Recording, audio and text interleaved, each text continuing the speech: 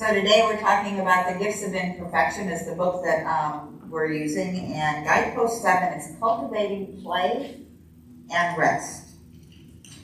Letting go of exhaustion as a status symbol and productivity as self-worth. It was like, I read that and went, ouch.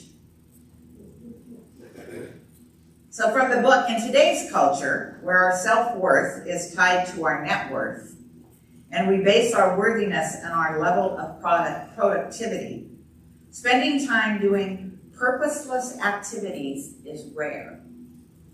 In fact, for many of us, it sounds like an anxiety attack waiting to happen. And yet, the opposite of play is not work. The opposite of play is depression. So in her book, she talks about, in 2008, her and her husband Steve sat down and they made two lists, a joy and meaning list against accomplishment and acquire list. And so what they realized when they sat down together and they had this list of everything they wanted to accomplish and acquire against the things that were really important to them. When they looked at the things that were really important to them, their friends, their family, going to church, good food, music, play, they had all of that already.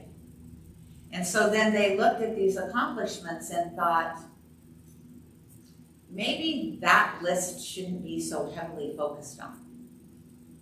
Maybe we should focus more on the things that bring us joy. And so as they did that, she decided to give up some of her time at the university. This was back in 2008. I assume she's still doing that. And her husband went to a 4-day work week. And I got from reading it, and I'm making this up because it doesn't say, when he goes to a 4-day work week, he's not talking about 4 10s. He literally went to a 4-day work week. And their oldest daughter, Ellen, was in high school, getting ready for, as kids do when they're in college, getting ready to go to college. And so you want to get accepted to a nice university. And so, you know, the kids at her school were playing 6 sports and taking piano and 2 foreign languages. And they said to Ellen, no, you decide what sport you want to play. You decide if you want to be in Girl Scouts or if you want to do this. And it kind of freaked their daughter out. Like, what do you mean? And they said, we're going to spend more time as a family. And so it reminded me, I don't know, I know Kim watches CBS Sunday Morning. It reminded me about maybe a month max that they actually talked about Mercer Island High School on CBS Sunday Morning, and how the kids there are suffering from depression and anxiety and overwhelm. And one of the parents literally said, I know that you all think, oh, tough on them, because Mercer Island happens to be the richest high school in the state of Washington. You know, so this parent's like, I get it. You all think, oh, those poor kids. And yet what they discovered was these kids have been put under the pressure of, you need to do all of this. You need to be in 6 or 7 sports. You need to speak 3 or 4 foreign languages. You need to do if you want to exceed in life. There is no time for play. And what that causes is depression, because our soul wants us to relax and be with the divine.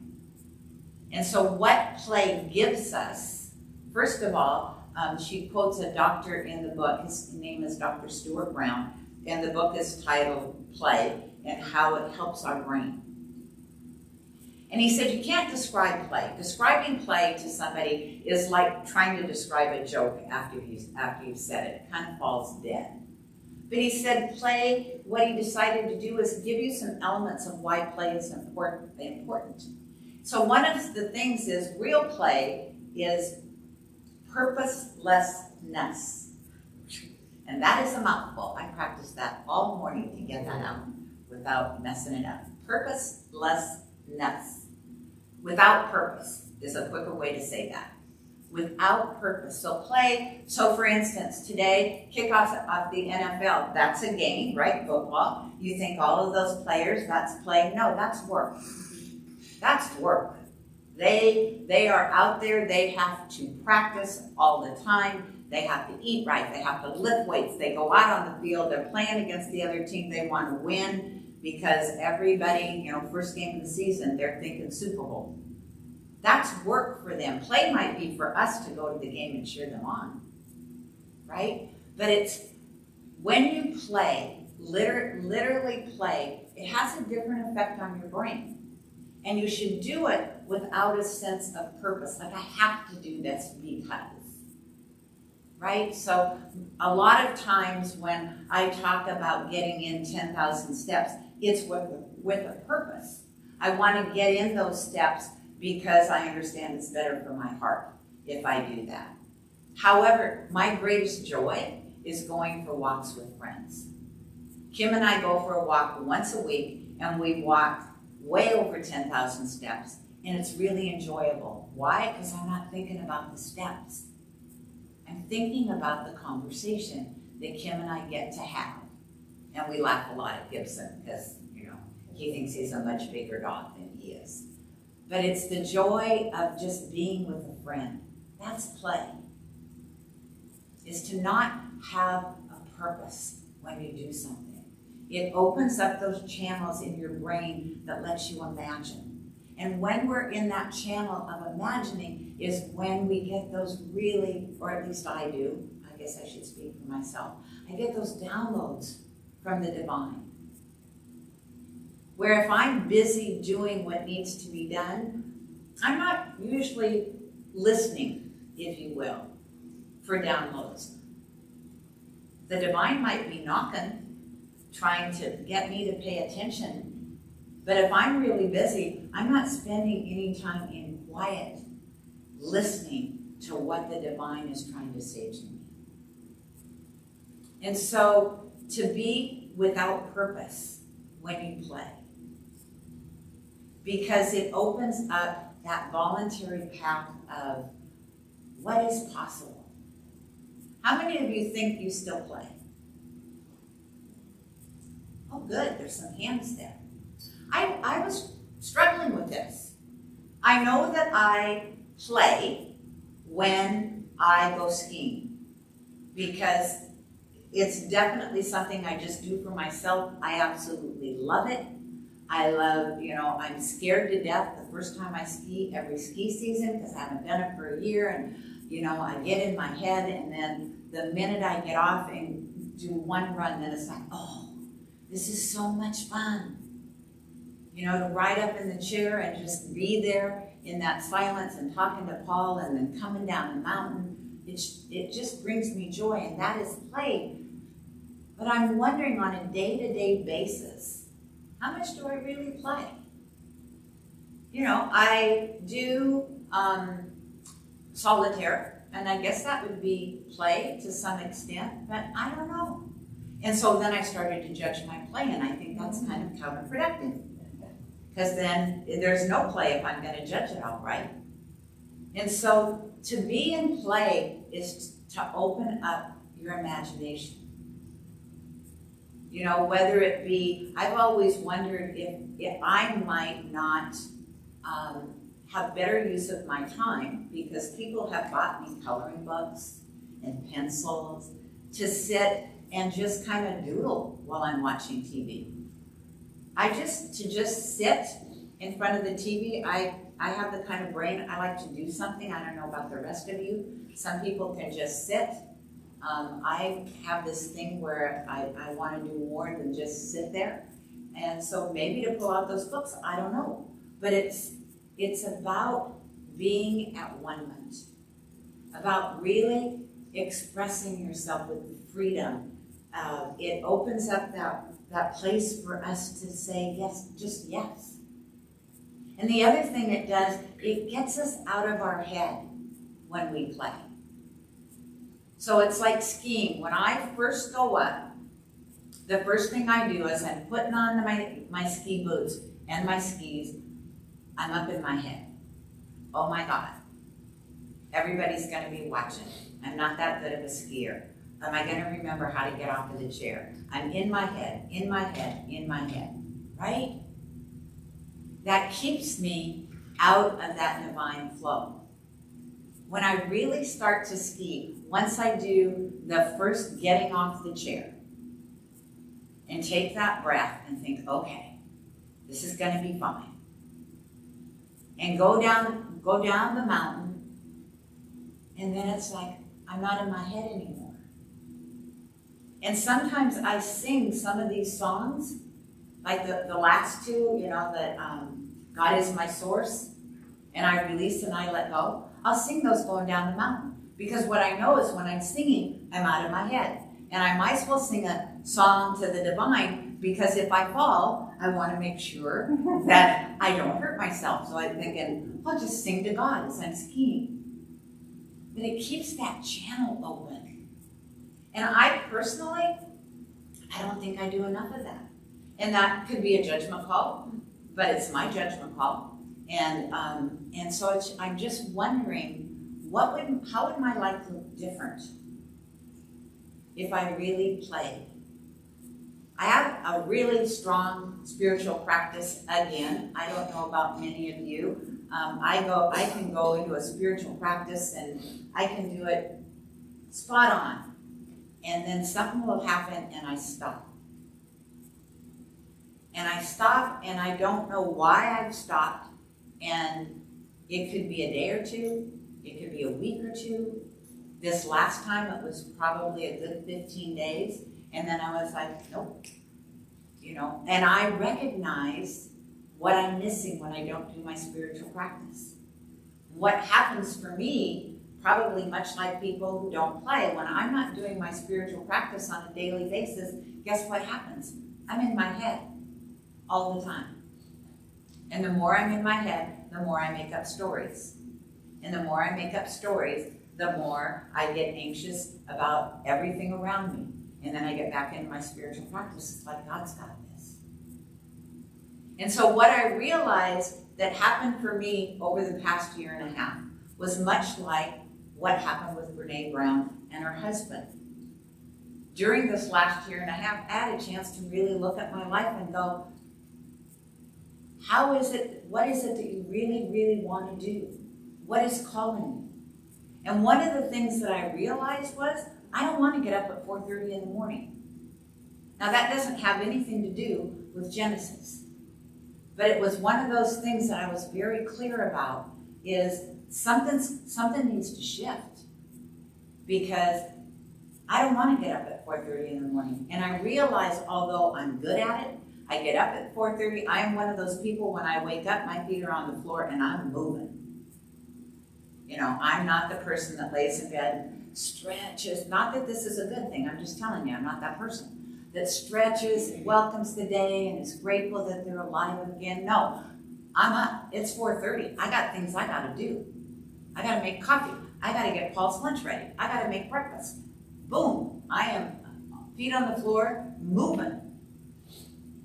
But I realize subconsciously, I'm doing that and I've got a little bit of resentment about, I don't want to wake up at 4:30 in the morning. And that started me on this path of looking at, I want to change my life, right? I want to change my life. And so that's how part of, that was a piece of how my move all came about, was realizing I want to do my life differently. And that happens when we allow ourselves to do spiritual practice, to the rest. Because play and rest, the reason that they're grouped together is the same thing happens in your brain. When you rest or when you play, you're out of your head. You're allowed to do that free flowing form with the divine, to dance with the divine, if you will, and to really get those hits. So some of you, I don't know how you hear the divine. For me, I get words. For some people, it's in their body. They feel things and they know. For other people, they might see something, right? I get words, which to me, it's like, it's pretty clear when I get the words. And so, play and rest. How many of you, a lot of you raised your hands for play. How many of you get enough rest? Good. We got some sharp people in this room today. That's good. I don't know about online, but a lot of hands going up in here. Yeah, and so it's that create, and I would say, looking at all of you here, every single one of you is creating, right? Would you consider yourself, if you raise your hand, consider yourself creating? Yeah, absolutely. In fact, some people's hands went up even higher with, yes, I'm creating. Yes, I am, right? And I think that comes from being balanced, from being able to say that life isn't so important that I am going to be driven by exhaustion. Because exhaustion, I believe, if not you, I bet each one of you knows at least one person who their exhaustion is like a badge of courage, or not courage, it's a badge of, look at me, look at how successful I am so tired. Do you know those people? Right? They claim it. You know, they name and claim it. I remember saying to somebody, every time I would see them, they'd say, I'm so tired. And I said to them one time, wow, you're tired. You claim that. Like that is part of who you are. And she said to me, it's my reality. I was like, okay then, right? You don't want to correct somebody. That is their reality. But I believe it is how we have been set up in this country, that you work hard. Most people work 8 hours a day. You want to get ahead, you work 10, right? And then our self-worth is how much did we get done? What if we switch that? You know, I think that one of the things we did is we, in this country, I believe, compared ourselves to Japan. And the Japanese work long hours. They're very, very productive. They have 100-year plans for their businesses. However, I think what we missed out on is when they go to work, they have places, they take naps.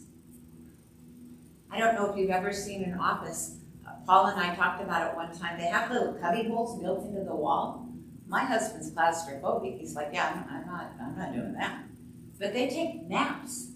And it's honored that they do that. And so there's something to be said about really relaxing into the fact that our soul doesn't want us on hyper-productivity. Our soul doesn't want us working till we're exhausted. That is not why we're here. If you're living your passion, then time kind of disappears, but you realize in that you've been in that constant communication with your soul, with God, with that knowingness. And so for me, what I realize is just taking that breath. Just taking that breath and deciding what is really important to me. And how do I want to choose to live my life going forward? Because let's face it, I'm probably in the last quarter of my life. And I say last quarter because I plan on living to be 100. So I'm in the last quarter of my life. And I don't want to waste it. I don't know about you guys, but as I get older, every moment becomes more important. Every breath becomes more important. And so how do you live in that place of play and rest in a country that I believe doesn't necessarily honor that? And how do you do that, I think, is by holding true to who you are. What makes you joyful? Not happy. Remember, happy is a condition that's based on how you're treated or what is out there. Be it happy could be, I went to my grandson's going away party last night. He is going in the Navy tomorrow. And they had big, they were Costco-sized cupcakes, chocolate with chocolate frosting. That made my husband very happy.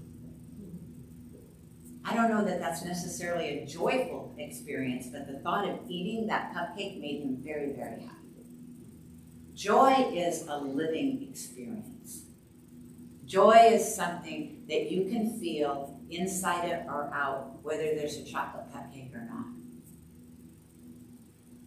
And I strive to live from that place of when I wake up in the morning, even at 4:30, and my feet hit the ground and I'm running around, I choose to recognize I can be joyful in all of this. I can experience joy regardless.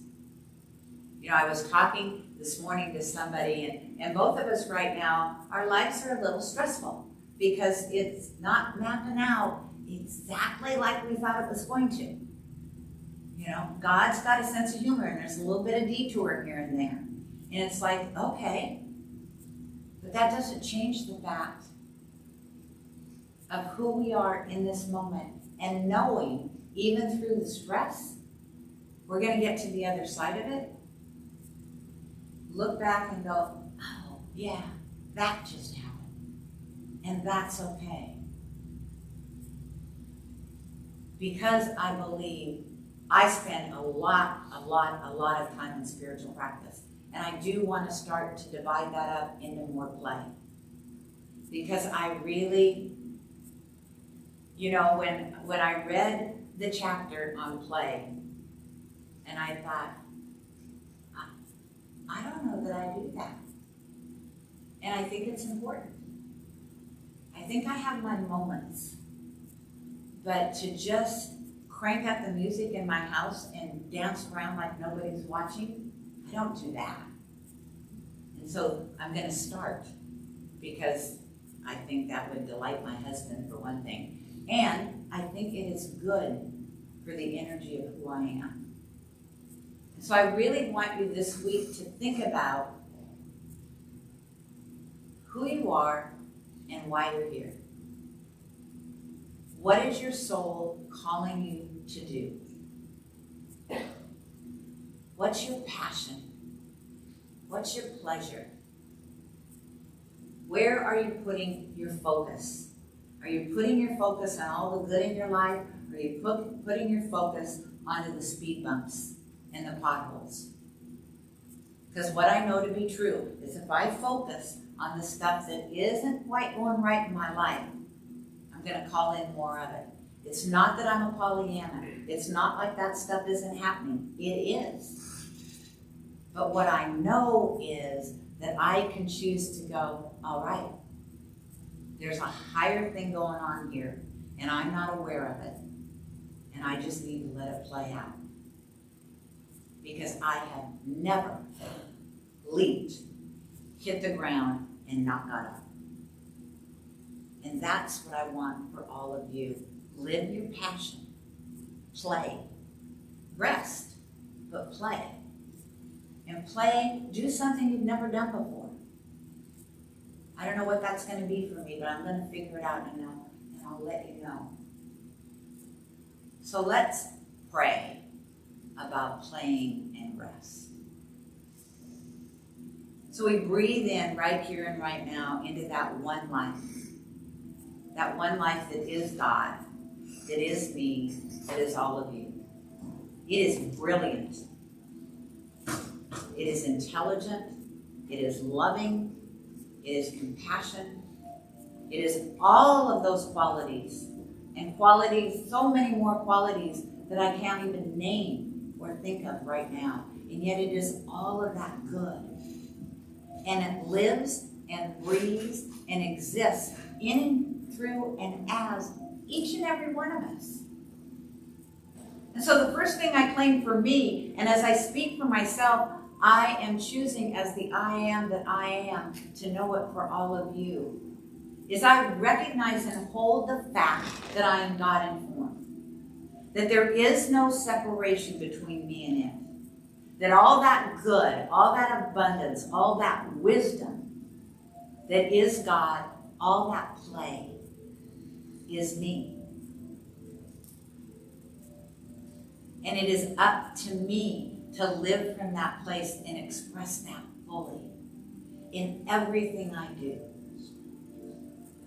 And so as I was praying this morning with my prayer partner, one of the things that we decided to look at is when anything happens in our life that might seem to be contentious, that might seem to be other than, our response is, how would love respond? How would love respond? And so I recognize that that is up to me to choose in every moment, in every conversation, in every time that I am with other people, to be the best me there is in the world. To let go of thinking the other and to bring all of that in, wrap my arms around it, love it up, and be one with it. We're each individualized, unique manifestations of God. Each one of us. We have our own thoughts, our own feelings, our own beliefs. And yet what I know to be true, at the very core of who we are also all connected. Every single one of us living in that big bubble of God, knowing that we are one with it always. And so I give thanks for that connection. I give thanks for that knowing that I am because it is, and you are too. So I release these words into the power, into the presence, into the law, the knowingness, the truth, the magnificence that is God in each one of us. I let it go, I let it be, and together we say. Thank you all for being here. See you next week. Remember, you're more than just your name, you're God-informed, so be that this week. Have a good time. Play.